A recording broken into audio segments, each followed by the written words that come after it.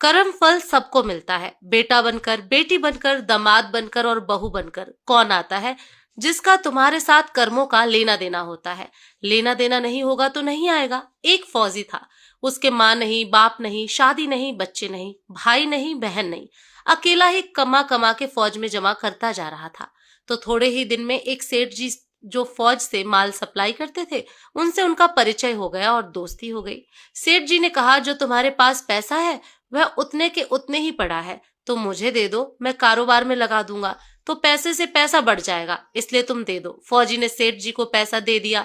सेठ जी ने कारोबार में लगा दिया। कारोबार उनका चमक गया, खूब कमाई होने लगी, कारोबार बढ़ गया।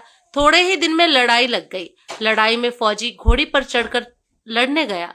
घोड़ी इतनी बदतमीज थी कि जितने जोर से लगाम खींचे उतने ही तेज भागे। खींचते खींचते उसने गलफर तक कट गए, लेकिन वह दौड़कर दुश्मनों के गोले में जाकर खड़ी हो गई। दुश्मनों ने वार किया, फौजी भी मर गया, घोड़ी भी मर गई। अब सेठ जी को मालूम हुआ कि फौजी मर गया तो सेठ जी बहुत खुश हुए कि उसका कोई वारिस तो है नहीं। अब यह पैसा देना किसको? अब मेरे पास पैसा भी हो गया, कारोबार भी चमक गया, लेने वाला भी कोई नहीं रहा। सेठ जी बहुत खुश हुए। तब तक कुछ ही दिन के बाद सेठ जी के घर में लड़का पैदा हो गया। अब सेठ जी और खुश कि भगवान की बड़ी दया है, खूब पैसा भी हो गया, कारोबार भी हो गया, लड़का भी हो गया, लेने वाला भी मर गया। सेठ जी बहुत खुश। वह लड़का होशियार था, पढ़ने में समझदार था। सेठ जी ने उसे पढ़ाया लिखाया। जब वह पढ़ लिख कर बड़ा हो गया तो सोचा कि अब यह कारोबार संभाल लेगा, चलो अब इसकी शादी कर दें। शादी करते ही घर में आ गई बहू रानी, दुल्हन आ गई। उसने सोचा कि चलो बच्चे की शादी हो गई, अब कारोबार संभालेगा। लेकिन कुछ ही दिन के बाद बच्चे की तबीयत खराब हो गई। अब सेठ जी डॉक्टर के पास, हकीम के पास, वैद्य के पास दौड़ रहे हैं।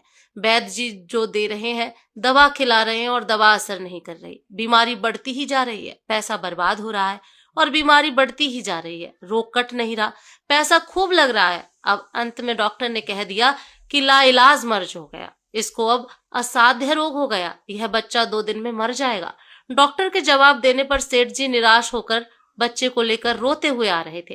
रास्ते में एक आदमी मिला। कहा, अरे सेठ जी क्या हुआ, बहुत दुखी लग रहे हो। सेठ जी ने कहा, यह बच्चा जवान था, हमने सोचा बुढ़ापे में मदद करेगा, अब ये बीमार हो गया। शादी होते ही हमने इसके लिए खूब पैसा लगा दिया, जिसने जितना मांगा उतना दिया, लेकिन आज डॉक्टरों ने जवाब दे दिया, अब यह बचेगा नहीं, असाध्य रोग हो गया, लाइलाज मर्ज है, अब ले जाओ घर, 2 दिन में मर जाएगा। आदमी ने कहा, अरे सेठ जी तुम क्यों दिल छोटा करते हो, मेरे पड़ोस में वैद्य जी दवा देते हैं, 2 आने की पुड़िया खाकर मुर्दा भी उठकर खड़ा हो जाता है, जल्दी से तुम वैद्य जी की दवा ले आओ। सेठ जी दौड़ कर गए, 2 आने की पुड़िया ले आए